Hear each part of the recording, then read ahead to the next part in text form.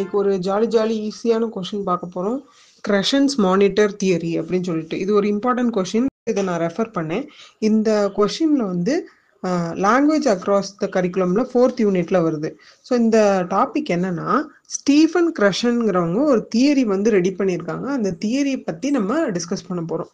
Stephen Krashen developed a language development theory which outlines the relationship between the two terms. So இதில் ரெண்டு இம்பார்ட்டண்ட்டான terms இருக்குது. முதல்ல அதுக்கு நம்மளுக்கு மீனிங் தெரியணும். Language acquisition, language learning. இந்த ரெண்டு டேர்ம்ஸ் என்னென்னா, அக்விசிஷன்னால என்ன தெரியும், அக்வயர் பண்ணுறது, அதாவது பெறுதல் அப்படின்னு அர்த்தம். இப்போ ஒரு அம்மா கிட்டக்க இருந்து ஒரு குழந்தைக்கு வந்து ஒரு லாங்குவேஜ் வருது அப்படின்னா, அப்படியே டைரெக்டாக ஃபீட் பண்ணப்படுது. எப்படி சாப்பாடு கொடுக்கப்படுதோ அதே மாதிரி அப்போ அந்த குழந்தை வந்து பெறுது, அதுதான் அக்விசிஷன். அதே இது லாங்குவேஜ் லேர்னிங்கும் போது ஒரு டீச்சர் வந்து அதை வந்து நடத்தி புரிய வைக்கிறாங்க. ஓகேவா, அது வந்து லேர்னிங். ஓகேவா, லாங்குவேஜ் வந்து அக்விசிஷன் மூலமும் எடுக்க முடியும், லேர்னிங் மூலமும் எடுக்க முடியும். ஒரு அம்மா படம் போத்துல, அதாவது அது மதர் டங் ஃபர்ஸ்ட் லாங்குவேஜா இருக்கும் போதுல அது வந்து அக்விசிஷன் ஆகும். அதே இது செகண்ட் லாங்குவேஜ், இங்கிலீஷோ பிரெஞ்சோ ஹிந்தியோ எது வந்து செகண்ட் லாங்குவேஜா இருந்தாலும் பரவாயில்ல, அது வந்து லேர்னிங்கிற கான்செப்ட்ல வருது. ஏன்னா நம்ம சப்ஜெக்ட் எல்லாமே அந்த லாங்குவேஜ்ல தான் எழுத போறோம். ஆனா பேசுறது வந்து நம்மளோட மதர் டங்கான ஃபர்ஸ்ட் லாங்குவேஜ் தான். ஸோ இது ரெண்டுக்கும் உள்ள டிஃபரன்ஸ் தான் இவரோட மெயின் தியரியே. ரொம்ப சிம்பிளா, ரொம்ப ஈஸியான கொஸ்டின். இந்த மாதிரி ஒரு செப்ப கொஸ்டின் எங்கேயுமே இருக்காது. The term language acquisition corresponds with the term spontaneous language development in children. So அம்மா கிட்ட இருந்து லாங்குவேஜ் வரும்போதுல ஸ்பான்டேனியஸாக ஃபாஸ்ட்டாக வந்து டெவலப்மெண்ட் தெரியும். ஏன்னா வார்த்தைகள் சொல்ல சொல்ல சொல்ல நம்ம சொல்கிறத அவங்க லிசன் பண்ணி ரிப்பீட் பண்ண போகிறாங்க, அவ்வளோதான். அந்த term language learning corresponds with the guided learning of a language. So ஒருத்தரோட என்ன கைடன்ஸ் இருந்துக்கிட்டே இருக்கணும் அடுத்தடுத்த ஸ்டெப்பு போகிறதுக்கு. ஸோ டெவலப்மெண்ட் ப்ராசஸ் வந்து இது அளவுக்கு ஸ்பீடாக இருக்காது, பட் கிராஜுவலாக டெவலப்மெண்ட் இருக்கும். So differences between the terms, இதுக்கு ரெண்டுக்கும் டிஃப்ரென்ஸ் கொடுத்துருக்காங்க. லாங்குவேஜ் அக்விசிஷன் நான் சொன்ன மாதிரி ரெஃபர்ஸ் டு ஃபர்ஸ்ட் லாங்குவேஜ் அப்படி சொல்லியிருக்காங்க. நெக்ஸ்ட் இது வந்து செகண்ட் லாங்குவேஜ். லாங்குவேஜ் லேர்னிங் வந்து செகண்ட் லாங்குவேஜ். அது வந்து இம்ப்ளிசிட் அண்ட் சப்கான்ஷியஸ் ப்ராசஸ். இம்ப்ளிசிட்னா உள்ளுக்குள்ள நம்மளுக்கு படிக்கிறோன்னே தெரியாது, ஆனால் நம்ம படிச்சுட்டு இருக்கோம். சப்கான்ஷியஸாக இருக்கும், நம்ம கான்ஷியஸாக நம்ம செய்ய மாட்டோம், நம்ம அறிவுக்கு உட்பட்டு செய்யல, அதுவா நடக்குது. ஓகேவா, அம்மா அப்பான்னு சொல்ல சொல்ல நம்ம சொல்ல ஆரம்பிக்கிறோம். இது வந்து எக்ஸ்பிளிசிட் அண்ட் கான்ஷியஸ் ப்ராசஸ். இங்கிலீஷ்ல தான் பேசணும், நீ இங்கிலீஷ்ல தான் படிக்கணும் அப்படின்னு சொல்லிட்டு நம்ம கான்ஷியஸா நம்ம ஒன்று மண்டையில ஏத்திட்டு செய்யறதுனால இது வெளிப்படையாகவும் இருக்கிறதுனால எக்ஸ்பிளிசிட் அண்ட் கான்ஷியஸ். இம்ப்ளிசிட்னா வெளிப்படையா இருக்காது. Next, picked up and used in informal situations. Picked up அப்படின்னாலே உங்களுக்கு தெரியும், அதாவது சரளமா வந்துகிட்டே இருக்கிறதுல இருந்து நம்ம பிக் பண்ணிக்கிறோம். யூஸ்ட் இன் இன்ஃபார்மல் சிச்சுவேஷன்ஸ், அம்மா அப்பாட்ட பேசும்போதுல, ஃப்ரெண்ட்ஸ்கிட்ட, ஃபேமிலிட்ட பேசும்போதுல யூஸ் பண்றது தான் அக்விசிஷன் மூலமா யூஸ் பண்ற language. Learned and used in formal situations, இதே இது ஒரு ஸ்கூல்லையோ ஒரு ஆஃபீஸ் ரூம்லையோ ஒரு கம்பெனிலையோ போகும்போதுல ஒரு இங்கிலீஷ் பேசும்போதுல அது வந்து ஃபார்மலா இருக்குது. Depends on aptitude. Language acquisition வந்து இயற்கையாகவே வர்றதுனால, இயற்கையான ஆற்றல். ஆப்டிடியூடுங்கிறது வந்து இயற்கையான ஆற்றல். ஓகேவா, நம்ம என்னவா இருக்கிறோங்கிறத பிரதிபலிக்கிறது தான் நம்மளோட ஃபர்ஸ்ட் லாங்குவேஜே. நம்ம எப்படி பேசுங்கிறதே அதுதான் டிசைட் பண்ணும். நெக்ஸ்ட் இது பார்த்தோம்னா லாங்குவேஜ் லேர்னிங் பார்த்தோம்னா டிபெண்ட்ஸ் ஆன் ஆட்டிடியூட். அப்போ ஒரு பர்சன் வந்து ஆட்டிடியூடை வளர்த்துக்க முடியும். ஓகேவா, இப்போ நான் என்னோட ஆட்டிடியூட் வந்து ஒவ்வொரு பர்சனுக்குமே டிஃபர் ஆகும். இப்போ நான் வந்து என்னோட பெரியவங்களை பார்க்குறேன் அப்படின்னா நான் எப்படி பேசுவேங்கிறதும், என்னோட சின்னவங்களை பார்க்குறேன்னா எப்படி பேசுவேங்கிறதும் ஒரு இங்கிலீஷ் மாதிரி ஒரு லாங்குவேஜில் சொல்லி தருவாங்க. ரெஸ்பெக்ட்ஃபுல்லாக எப்படிலாம் பேசணும் இதெல்லாம் சொல்லி தருவாங்க கிராஜுவலா. பட் ஆப்டிடியூட் வந்து இயற்கையாகவே, அந்த நம்ம தாய்மொழி வந்து இயற்கையாகவே அந்த பண்பு வந்துடும். புரியுதா, நேச்சுரலாகவே நம்மளுக்கு வந்துடும். இது வந்து based on views and behaviour, அதை பார்த்து நம்ம கற்றுக்கிறது. Next, stable or fixed order of acquisition. இது வந்து ஸ்டேபிளாக நடந்துக்கிட்டே இருக்க போகுது. வாழ்க்கை ஃபுல்லாக நம்ம தமிழ் பேசிகிட்டே தான் இருக்க போகிறோம். ஸோ ஸ்டேபிளாகவும் ஃபிக்ஸடாகவும் கண்டிப்பாக இது நடந்துகிட்டே இருக்கும். Simple and complex order learning. So இது வந்து ஏன் அப்படி சொல்லியிருக்காங்கன்னா, லாங்குவேஜ் லேர்னிங்கில் இனிஷியல் ஸ்டேஜஸில் லெட்டர்ஸ் இன்ட்ரடியூஸ் பண்ணுறது, அடுத்து வேர்ட்ஸ், அடுத்து சென்டென்ஸ், அடுத்து பேராகிராஃப், அடுத்து எஸ்ஸேன்னு சொல்லிட்டு சிம்பிள்லேருந்து காம்ப்ளெக்ஸுக்கு லேர்னிங் ப்ராசஸ் வந்து இழுத்துட்டு போவாங்க. அப்போ வந்து ரூல்ஸ் எல்லாம் சொல்லி கொடுக்க ஆரம்பிப்பாங்க. அதை அப்ளை பண்ணி எக்ஸாம்பிள்ஸ்ல நம்ம என்ன சொல்றது, ஏன் இதுக்கு இந்த இது அப்படி சொல்லிட்டு நம்ம அப்ளை பண்ணி பார்த்து அதுக்கு ஆன்சர் கண்டுபிடிக்கிற மாதிரி இருக்கும். So simple and complex order learning வந்து அங்கே லாங்குவேஜ் லேர்னிங்ல தான் இருக்கும். His theory about the relationship between language acquisition and language learning is shown in model known as monitor model. நான் ஒரு பை சார்ட் மாதிரி ஒரு சர்க்கிள் மாதிரி ஷேப்ல ஒரு டயக்ராம் அந்த வீடியோவில் அனுப்பியிருப்பேன். ஸோ அதுதான் நம்ம டீச்சிங்க்கு யூஸ் பண்ண போற ஒரு டயக்ராம். அந்த டயக்ராம்ல 5 ஹைப்போதசிஸ் கொடுத்திருப்பாரு. அதாவது அவரோட மாடல்ல இந்த 5 விஷயத்தை பத்தி பேசியிருப்பாரு. ஸோ அந்த 5 விஷயம் என்னென்னா, the acquisition versus learning hypothesis, second one the input hypothesis, third one the monitor hypothesis, fourth one the natural order hypothesis, fifth one affective filter hypothesis. இந்த 5 ஹைப்போதசிஸ் தான் அந்த சர்க்கிள்குள்ளக்க போட்டிருப்பாங்க. ஸோ இப்போ அக்விசிஷன் வெர்சஸ் லேர்னிங் ஹைப்போதசிஸ். நான் இது ஏற்கனவே சொல்லிட்டேன். அக்விசிஷன்னா என்னது, பெறுதல் அப்படின்ட்டு. லேர்னிங்னா என்னது, படிச்சு கத்துக்கிறது. ஸோ இது ரெண்டுக்கும் வித்தியாசம் என்னது, அது வந்து சப்கான்சியஸா நடக்குது, இது வந்து கான்சியஸோட நடக்குது. இது வந்து பெரியவங்ககிட்ட சின்னவங்ககிட்ட நம்ம வயசு இருக்கவங்ககிட்ட பேசுறதுனால கிடைக்குது. இது வந்து ரூல்ஸ் எல்லாம் ஃபாலோ பண்ணி படிக்கிறதுனால கிடைக்குது. நேச்சுரல் லாங்குவேஜ்ல நம்ம பேசுற தாய்மொழியில கிராமட்டிக்கலா கரெக்டா இல்லாம தான் பெரும்பாலும் நேரம் நம்ம பேசிட்டு இருப்போம். என்னதான் பேசிட்டு இருப்போம், சரியா? கிராமட்டிக்கலா கரெக்டா இருக்கணும்னு யாரும் உத்து கவனிக்கிறது இல்லை. But when it comes to இந்த லாங்குவேஜ் லேர்னிங்ல கண்டிப்பா ஃபார்மல் லாங்குவேஜ் தான் யூஸ் பண்ணணும். கிராமட்டிக்கல் ரூல்ஸ்க்கு உட்பட்டு தான் பேசணும். ஸோ இதுதான் இந்த ஹைப்போதசிஸ்ல கொடுத்திருக்காரு. So simple. முதல்ல சொன்னதே தான் இங்கே இந்த ஹைப்போதசிஸ்ல இருக்குது. நெக்ஸ்ட் பார்த்தோம்னா input hypothesis. Language learning comes from having access to comprehensible input or material that is challenging but still understandable. என்ன சொல்றாங்க, இன்புட் ஹைப்போதசிஸ். இப்போ லாங்குவேஜ் அக்விசிஷன்ல நான் ஏற்கனவே சொல்லிட்டேன், அது வந்து அப்பா அம்மாட்ட ஃப்ரெண்ட்ஸ்கிட்ட ஃபேமிலிகிட்ட பேசும்போதுல நம்ம கேட்டு கேட்டு வர்றது அப்படின்னு சொல்லிட்டு. அப்போ இன்புட் என்னது, அப்போ நம்ம மித்தவங்ககிட்ட பேசுறது தான் இன்புட்டே, சரியா? அவங்ககிட்ட இருந்து வாயிலிருந்து வார்த்தை வாங்குறோம்ல, அதான் இன்புட். ஆனால் லாங்குவேஜ் லேர்னிங்க்கு எது இன்புட்டு, நம்ம படிக்கிற புக்ஸ் எல்லாம் தான். அது வந்து எப்படி இருக்கும் அப்படின்னா காம்ப்ரிஹென்சிபிளா இருக்கும். காம்ப்ரிஹென்சிபிள்னா என்னது, ஒரு இதை வாசிக்கணும், அதை முதல்ல புரிஞ்சுக்கணும், அண்டர்ஸ்டாண்ட் பண்றதா காம்ப்ரிஹென்சிவ். இந்த இன்புட் வந்து ஒரு புக்கு, ஒரு மெட்டீரியல், இந்த மாதிரி ஏதாவது வேணா இருக்கலாம். நம்மளாம் அந்த பிரிண்ட் அவுட் போட்டு யூஸ் பண்றோம் இல்லையா, எது வேணா இருக்கலாம். ஆனா அதை வாசிச்சு நம்ம அண்டர்ஸ்டாண்ட் பண்ணிக்கிறோம். இதுவுமே என்னது இருக்கும், சின்ன பிள்ளைங்களுக்கு வந்து சிம்பிளாகவும் பெரிய ஆளுங்களுக்கு வந்து காம்ப்ளெக்ஸாகவும் இருக்கும். சின்ன பிள்ளைங்களுக்கு ரொம்ப காம்ப்ளெக்ஸா கொடுத்தோம்னா அவங்க படிக்க மாட்டாங்க. பெரிய ஆளுங்களுக்கு ரொம்ப சிம்பிளா கொடுத்தோம்னா அதை போரிங்னு நினைப்பாங்க. ஸோ லேர்னிங் லெவல் வந்து முக்கியம், சரியா? இன்புட் ஹைப்போதசிஸ் யாருக்கு எப்படி இன்புட் கொடுக்கணும்னு இருக்குது இல்லையா, லேர்னிங்ல அதுதான் கொடுத்துருக்காங்க. தேர்ட் ஒன் வந்து மானிட்டர் ஹைப்போதசிஸ். இப்போ நம்ம தமிழ் பேசிட்டே இருக்கும் போதுல நம்ம கவனம் வந்து நம்ம என்ன பேசிட்டே வரோம் அப்படின்னு கவனிக்க மாட்டோம், ஓகேவா?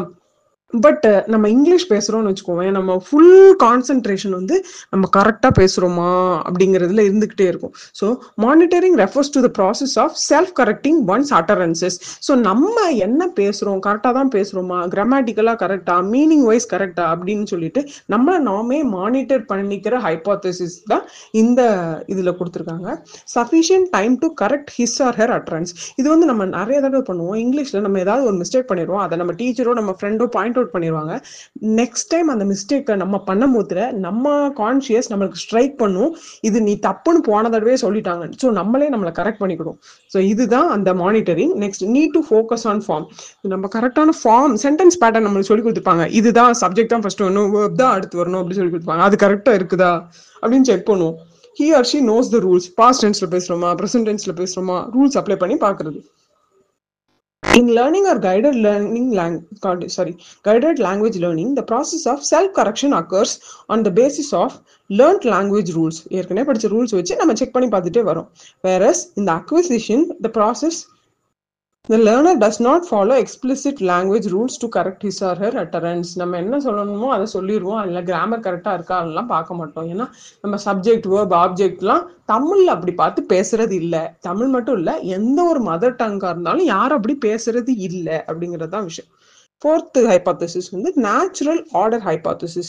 Acquiring rules of the second language follows a specific predictable order known as natural order.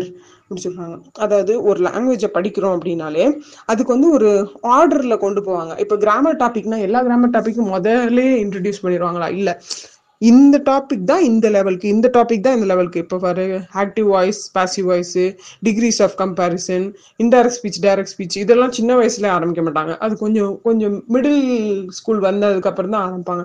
வேற இந்த டென்சஸ்ல இந்த சின்னதெல்லாம் இருக்கும்ல, ஜெரண்டு, டென்சஸ், வேர்ப்ஸ் இதெல்லாம் வந்து சின்ன வயசுலயே ஆரம்பிச்சிருவாங்க. அதெல்லாம் வந்து சிம்பிளா இருக்கும்.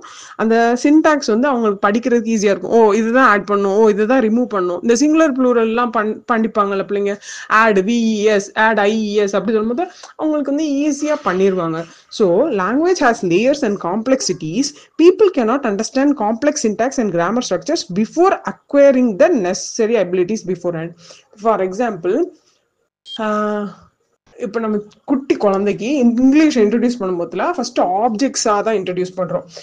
ஒவ்வொரு பொருளுக்கும் பேரா சொல்கிறோம், அடுத்து ஒவ்வொரு ஆக்ஷன்ஸ்க்கும் பேரா சொல்கிறோம். இதெல்லாம் எதுக்காக? முதல்ல அவங்க எதை பற்றி பேசுகிறோங்கிறது தெரிஞ்சுக்கணும், யாரை பற்றி பேசுகிறோம், என்ன அவங்க பண்ணிக்கிட்டு இருக்காங்கன்னு ரெண்டாவது தெரியணும். இப்போ ஒரு பர்சன் இருக்காங்கன்னா அவங்களுக்கு ஒரு பேர் இருக்குன்னு தெரியணும், அவங்க என்ன பண்றாங்கிறது இங்கிலீஷ்ல தெரியணும். ஷீலா, ரன், இப்படின்னு 2 விஷயத்த நம்ம இன்ட்ரடியூஸ் பண்றோம். அதுக்கு அடுத்ததான் அந்த ரூல்ஸை வந்து இன்ட்ரடியூஸ் பண்றோம். ஃபர்ஸ்ட் அக்விசிஷன் நடக்கணும். அக்விசிஷன்னா என்னது? இப்போ நம்ம திரும்ப திரும்ப திரும்ப திரும்ப ஒரு விஷயத்த சொல்லி அவங்க அந்த மண்டல ஏத்தணும். ஓகே இதுக்கு பேர் இதுதான், இதுக்கு பேர் இதுதான் அப்படின்னு சொல்லிட்டு ஏத்திக்கிட்டாங்கன்னா அதுக்கடுத்து நம்ம ரூல்ஸ் சொல்லி கொடுத்து அவங்க அந்த ஸ்ட்ரக்சருக்கு கொண்டு வரது ஈஸி. ஆனா ஒரு லாங்குவேஜுக்கு அக்விசிஷனே இல்லாம லேர்னிங் பண்ண வைக்கணும்னா ரொம்ப கஷ்டம். இப்ப அப்பா அம்மா ஒரு வார்த்தை கூட இங்கிலீஷ்லயே பேசவே இல்லை, ஆனா ஸ்கூல்ல வந்து திடீர்னு இங்கிலீஷ் இன்ட்ரடியூஸ் பண்றாங்கன்னா ரொம்ப ரொம்ப ரொம்ப கஷ்டம். அதனால பேசிக் அக்விசிஷன் வீட்டுல நடந்திருக்கணும். ஃபார்மல் டீச்சிங், அதாவது லேர்னிங் ப்ராசஸ் வந்து ஸ்கூல்ஸ்ல நடக்கணும். இதான் நேச்சுரல் ஆர்டர் ஆஃப் ஹைபோதசிஸ் அப்படிங்கிறாங்க. இப்படி இல்லைன்னா இது ரொம்ப கஷ்டம். Next 5th one, affective filter hypothesis. A feeling of a language learner about the language is to be learned play a big part in learning process. ஒரு லாங்குவேஜை குறித்து ஒரு நபரின் கண்ணோட்டம் அப்படிங்கிறது வந்து ரொம்ப ரொம்ப ரொம்ப முக்கியமானது. எனக்கு இங்கிலீஷே வராது அப்படின்னு நினைச்சிட்டோம்னா சத்தியத்துக்கு வராது. So we should have a positive attitude towards the language. இந்த லாங்குவேஜ் எனக்கு பிடிக்கும், இந்த லாங்குவேஜ் எனக்கு வரும் அப்படின்னா மட்டும்தான் we have the ability to learn the language in a better speed. நம்மளுக்கு வந்து ஸ்பீடு வந்து நல்லா இருக்கும், நம்மளோட அக்வயரிங் பவரும் வந்து நல்லா இருக்கும், நம்ம கரெக்டா வாங்கிக்கிட்டே இருப்போம் கொடுக்கறதெல்லாம். ஆனா if the learner has a negative attitude towards the language, then the learning process is disturbed or even blocked. அதாவது எனக்கு இது வராதுன்னு நினைக்கும் பட்சத்துல கண்டிப்பா அந்த லாங்குவேஜ் அவங்களுக்கு வரப்போறது இல்லை. ஸோ ஆட்டிடியூட் ஆஃப் லேர்னிங், எந்த ஆட்டிடியூட்ல எடுக்க போறோம், பாசிட்டிவா நெகட்டிவா அப்படிங்கிறது ரொம்ப முக்கியம். இந்த இதுல 3 அஃபெக்டிவ் வேரியபிள்ஸ் சொல்றாங்க. ஒரு லாங்குவேஜை படிக்கிறதுக்கு என்ன 3 ஃபேக்டர்ஸ் இருக்கலாம் அப்படின்னா, ஆன்சைட்டி, மோட்டிவேஷன், செல்ஃப் கான்ஃபிடன்ஸ். ஆன்சைட்டினா பயம். புதுசா ஏதாவது ஒன்றை கத்துக்கிறதுக்கு பயம் இருந்தது அப்படின்னா நம்மளுக்கு வந்து அது என்னது கஷ்டமா இருக்கும் அந்த லேர்ன் பண்றதுக்கு. நெக்ஸ்ட் மோட்டிவேஷன், நம்மளை நாமே மோட்டிவேட் பண்ணிட்டு புதுசா லேர்ன் பண்றோம் அப்படின்னு சொல்லிட்டு போனோம்னா தான் we can learn. இல்ல எனக்கு புதுசா லேர்ன் பண்ண இஷ்டம் இல்லைன்னா we'll stop.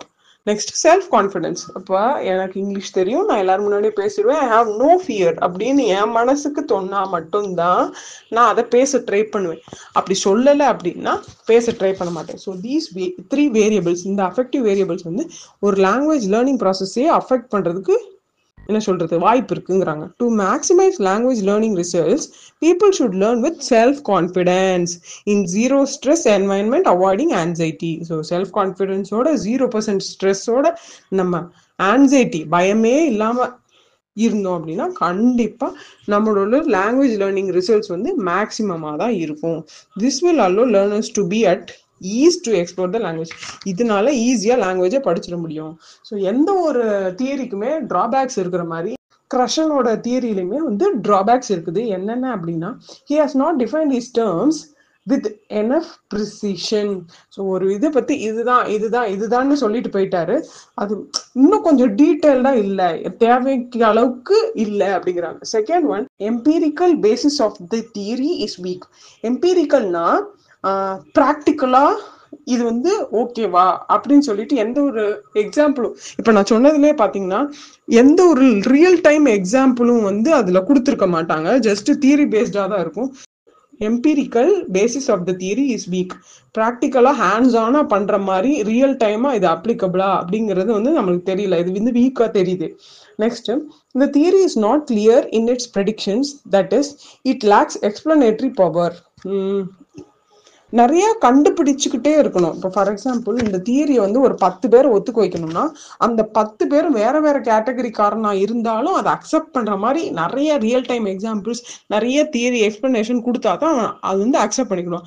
இது வந்து சாட்டிஸ்ஃபைங்கா இல்லாததுனால, தியரிட்டிக்கலாவும் ப்ராக்டிக்கலாவும் இதுல கொடுத்துருக்க இன்புட்ஸ் வந்து கம்மியா இருக்கிறதுனால இது வந்து இதுக்கு ஒரு டிஸ்அட்வான்டேஜ். இதை வந்து ஏத்துக்கிறதுக்கு கொஞ்சம் இதா இருக்கு அப்படின்னு சொல்லியிருக்காங்க. இதெல்லாம் கிரிட்டிசிசம்ஸ்.